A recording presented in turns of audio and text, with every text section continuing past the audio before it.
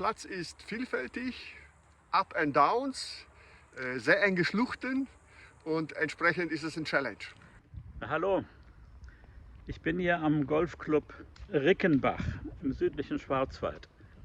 Rickenbach, das liegt circa 12 Kilometer oberhalb von Bad Säckingen am Rhein und dann 11, 12 Kilometer Serpentinen bergauf.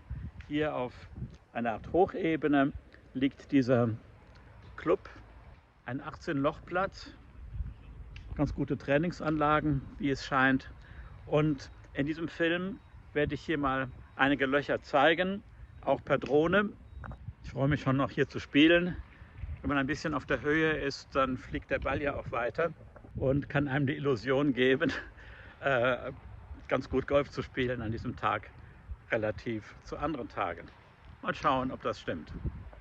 Hinter mir das Clubhaus mit einem ganz netten Restaurant, finde ich.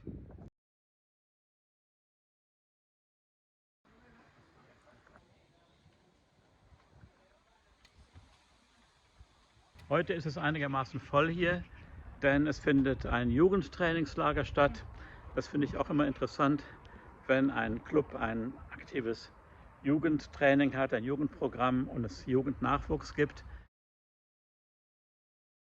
Hier am ersten Abschlag, das Loch heißt Kap der guten Hoffnung. Mal schauen, was Markus dazu zu sagen hat. Hallo? Hallo, Also, grüß dich. ich bin Markus, der Spielführer hier. Ja, hallo. Ah, gut, wunderbar. Das ist doch eine gute Gelegenheit. Erklär doch mal, wie das hier funktioniert am ersten Genau, Loch. an unserem Kap der guten Hoffnung. Das ist das Loch, was wir neu in dieser Saison 2025 eingeführt haben. Wir spielen jetzt ca. 200 Meter Richtung dem Baum auf dem Fairway und überqueren dann den Dorfbach mit einem zweiten Schlag von ungefähr 80 bis 100 Meter. Weil wir haben auf der linken Seite und frontal haben wir Penalty Area und auf der rechten Seite haben wir eine Ausgrenze. Eher vorsichtig und konservativ spielen, dieses Loch zu beginnen. Also hier sieht man das Loch nochmal.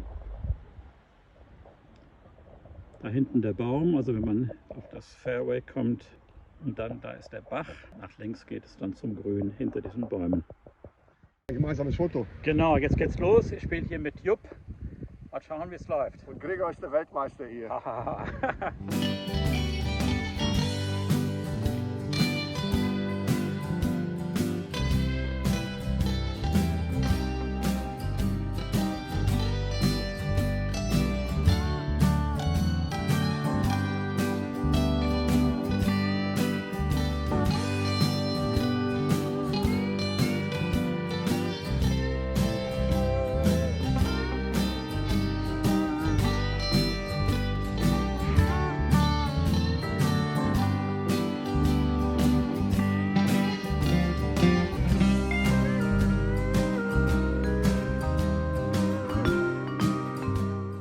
Das zweite Loch ein Par 3, 145 Metern, allerdings leicht bergab.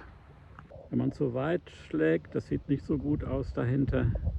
Irgendwie rough und wieder bergab.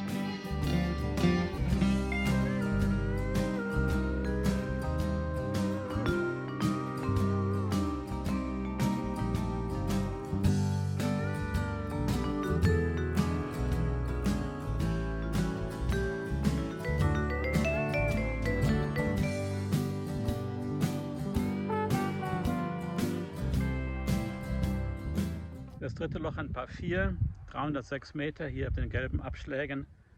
Dogleg nach links, leicht bergauf und eine sehr schöne Landschaft.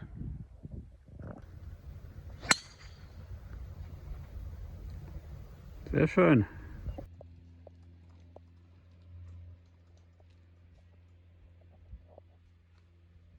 Hier ein recht langes Par 3, aber es geht bergab. Ganz schön. Wenn man sich hier links hält, hilft einem vielleicht diese Böschung. Rechts ist keine gute Idee, wenn man da landet oder versucht zu landen.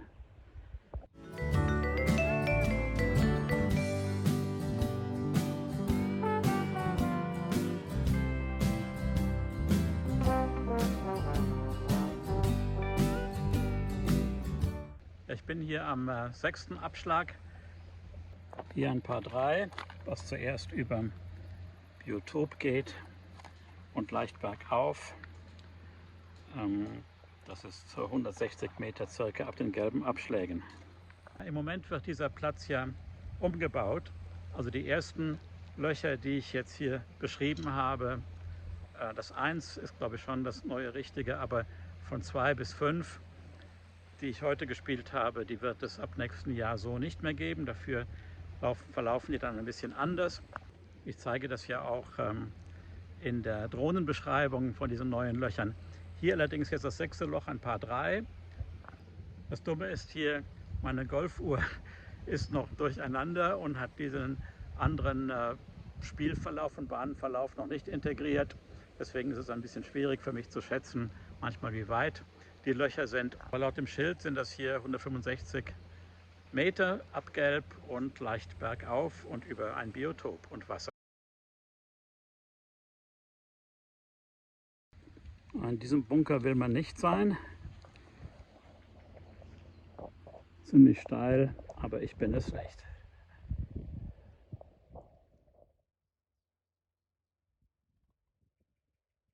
Das 7. Loch, ein Paar 5, Handicap 3, also relativ schwer.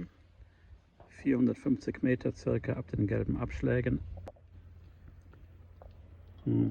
Dieser Bunker da hinten vor dem Mast ist etwa bei 220 Metern. Aber das ist dann das Ziel. Es geht dann irgendwie leicht nach rechts.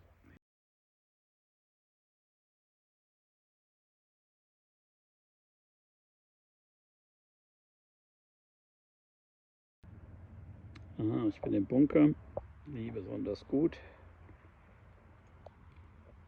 Und es geht hier steil hoch zum Grün.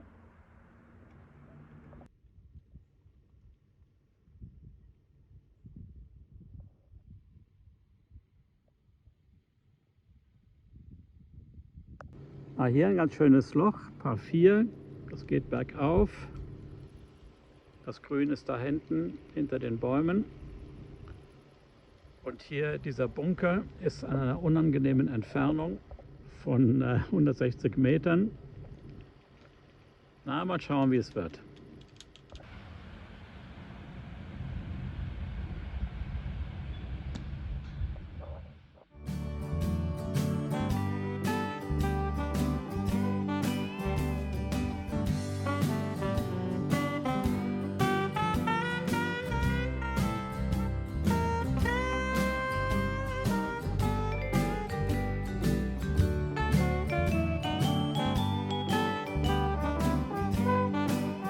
Hier wieder ein Paar 3, relativ lang und unangenehm. Ich zeige mal warum. Gelb, ungefähr 170 Meter, 167 Meter. Hier das Grün davor, allerdings ein steiler Hang mit einem sehr unangenehmen Bunker, wenn man da drin ist. Hier links auch noch ein paar Bunker. Also es lohnt sich hier, sich ein bisschen rechts zu halten. Ein Halfway House mit Toiletten.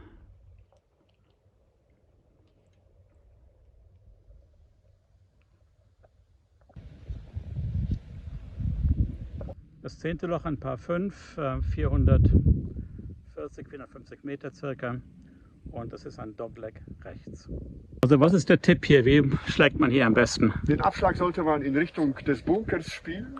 Wenn du aber ein hervorragender Golfer bist, dann kannst du auch rechts um die Bäume oder über den Bäumen spielen.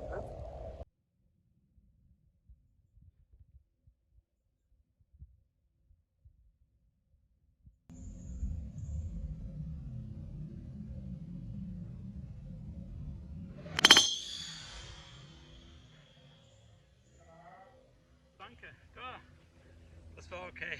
Mitte zentral. Mein Ball ist da irgendwo gelandet.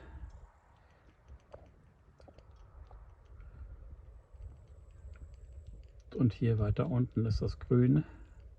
Ja, gute Spieler werden es bestimmt schaffen, hier mit 2 Schlägen auf dem Grün zu sein bei diesem Paar 5. Also bis zum Grün sind es noch 220 Meter, auch wenn es bergab geht. Schwierig. Ja, mein zweiter Schlag ist dann hier auf die Böschung gekommen. diese Böschung hier drunter gerollt. Diese Böschung hilft natürlich. Und jetzt habe ich hier vielleicht noch 40 Meter oder so bis zum Grünen, was nicht sehr groß ist. Da ist ein Bunker. Dahinter geht es hinab. Hoffentlich klappt's.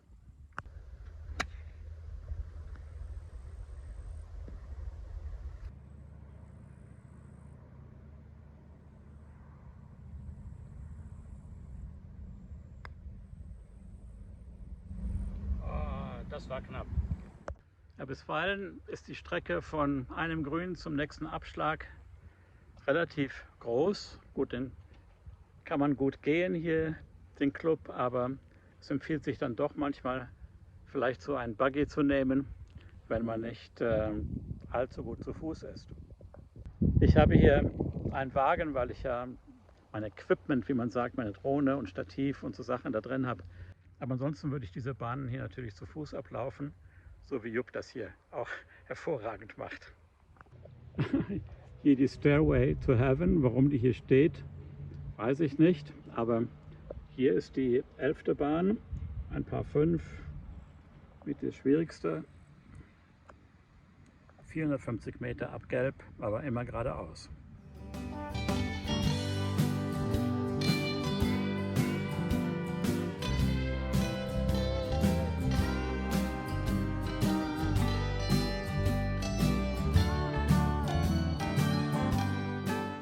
Hier ein relativ kurzes Par 3 mit ungefähr 130 Metern. Leicht bergauf. Davor wieder so eine unangenehme Böschung, wenn man zu kurz ist. Kurz vor dem 13. Abschlag ein Brunnen. Da hier eine gute Idee, ein Brunnen. Wir sind hier kurz vor dem 13. Abschlag. Eine sehr gute Idee, das gibt es nicht auf vielen Golfplätzen. Und hier kann man also eine Wasserflasche auffüllen oder etwas trinken. Wirklich sehr schön. Und kühl.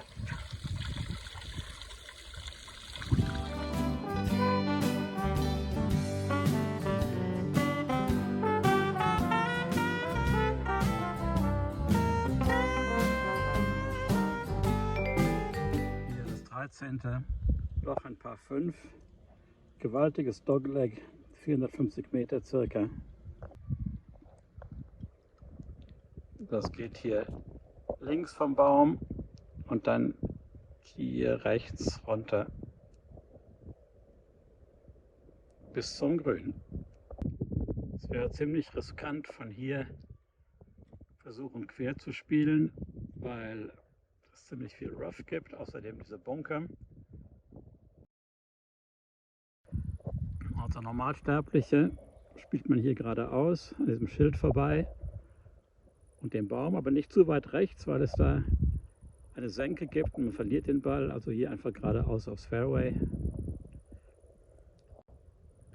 Champions allerdings versuchen hier am Mast vorbei zu spielen und direkt aufs Fairway.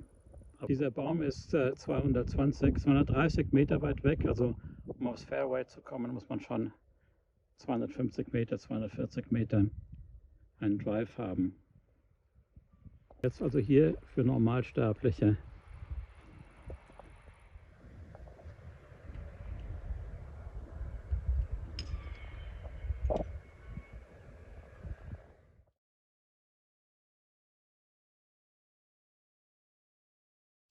Das 14. Loch, ein Par 4. Das heißt Eiger Nordwand, weil es hier vom Abschlag aus relativ steil nach oben geht.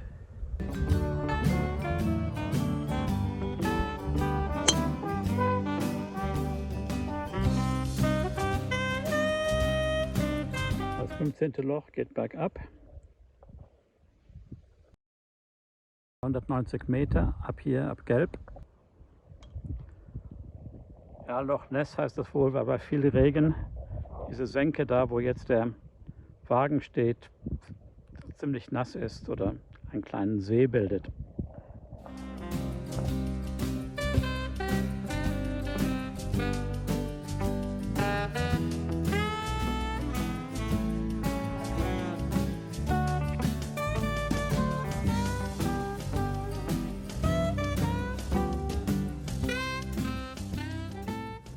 Das 16. Loch ist ein Par 4, 350 Meter, aber relativ schwer, und zwar, weil man durch einen kleinen Canyon muss. Also hier sieht man, vom Abschlag geht es bergab, aber dann ist es relativ eng. Rechts und links Wald oder Böschungen. Also muss man hier einigermaßen genau spielen. Ja, es hat sich gelohnt, ein Eisen zu nehmen. Ich bin zwar auf dem Fairway, aber ein bisschen zu weit links. Von dort, wo der Ball liegt, habe ich keinen Schuss auf das Grün. Und rechts vom Grün ist aber dieser Bunker, nicht sehr angenehm. Und knapp an diesen Bäumen vorbei ist natürlich auch sehr riskant. Also vorlegen wir das Richtige. Ich werde trotzdem versuchen, Richtung Bunker zu spielen.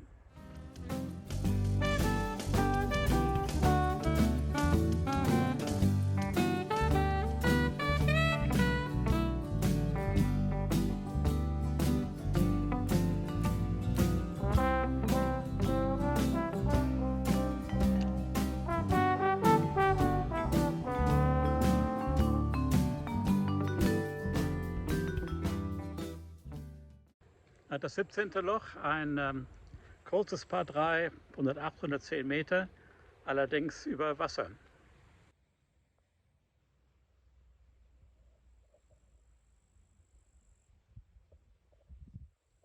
Wenn man hier zu weit schlägt, dann ist man direkt out of bounds.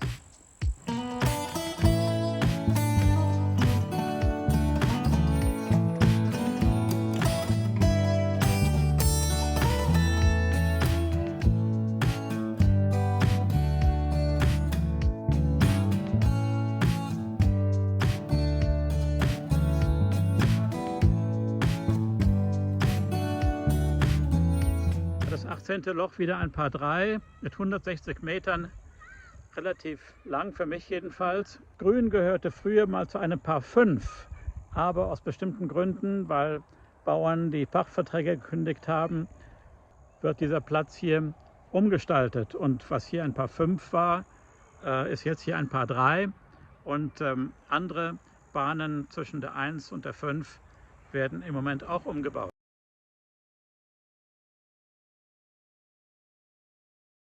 Ja, als Fazit kann ich sagen, dass hier ist ein Platz, der hat mir sehr gut gefallen. Erst recht bei diesem herrlichen Wetter. Es hat wirklich einige sehr interessante Bahnen, bergauf, bergab, Doglegs, unterschiedlicher Schwierigkeitsgrad, interessante Grüns, manche recht schmal. Also hier muss man doch einigermaßen präzise spielen. Andere Fairways sind wiederum recht weit. Aber insgesamt, wir sind hier Mitte August, sind die Fairways doch schön grün, wie man sieht. Die Landschaft ist toll. Die Grüns sind nicht super schnell, aber auch nicht speziell langsam, also anständig. Keine Löcher drin, gut gepflegt. Die Abschlagboxen sind auch gut gemacht, auch gesandet. Bei anderen Golfplätzen hat man manchmal das Gefühl, man bräuchte einen Presslufthammer, um die Tees in den Boden zu drücken. Das ist hier nicht der Fall. Die Bunker sind hier gut platziert, an unangenehmen Stellen natürlich. Und was hier ziemlich häufig vorkommt, ist, dass es vor den Grüns eine Böschung gibt, eine steile Böschung mit Bunkern auch. Und wenn man also in diesem Bereich ist, muss man doch relativ steil nach oben spielen, um aufs Grün zu kommen.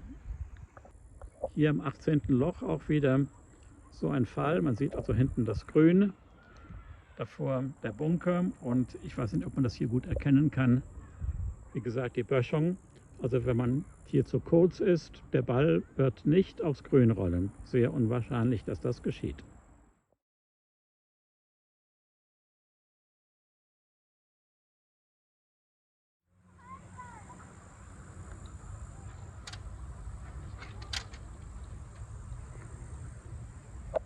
Ja, seit wie vielen Jahren bist du denn Mitglied hier in dem Club? Seit gut 3,5 Jahren. Seit gut 3 Jahren. Und was gefällt dir hier? Die Lockerheit der Menschen, das ist das Wichtigste für mich. Natürlich draußen mich zu bewegen, 4 Stunden, das ist super. Ich bin immer zu Fuß mit meinem Trolley und selbstverständlich der Antrieb, das Handicap zu verbessern. Also vielen Dank fürs Spiel und noch viel Glück bei zukünftigen Spielen hier. Danke ebenso. Tschüss. Ciao.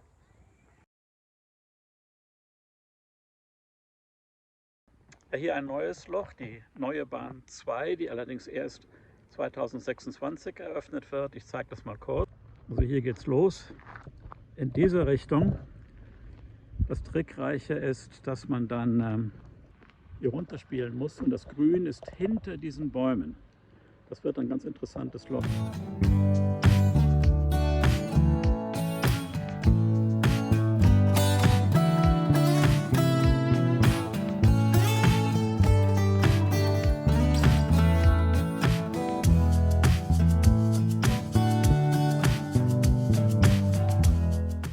Ja, hier noch eine neue Konstruktion. Ab 2026 wird das hier die Bahn Nummer 5, ein Paar 5. Hier vom Abschlag aus geht es hier hoch. Das wird noch eingesät. Das wird also nächstes Jahr grün sein. Das schauen wir uns jetzt mal am besten mit der Drohne an.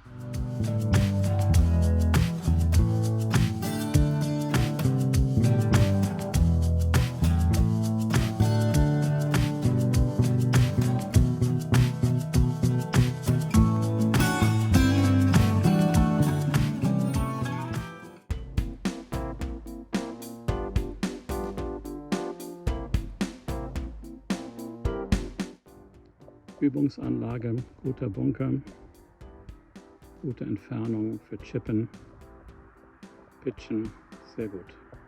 Ja, hier der Bunker an der Übungsanlage ist sogar ziemlich realistisch mit einem hier steilen Hang, so wie es ja auch auf dem Platz des Öfteren vorkommt. Auch hier sehr gut realistische kleine Grüns, die auch gut geschnitten sind, um Annäherungsschläge zu üben.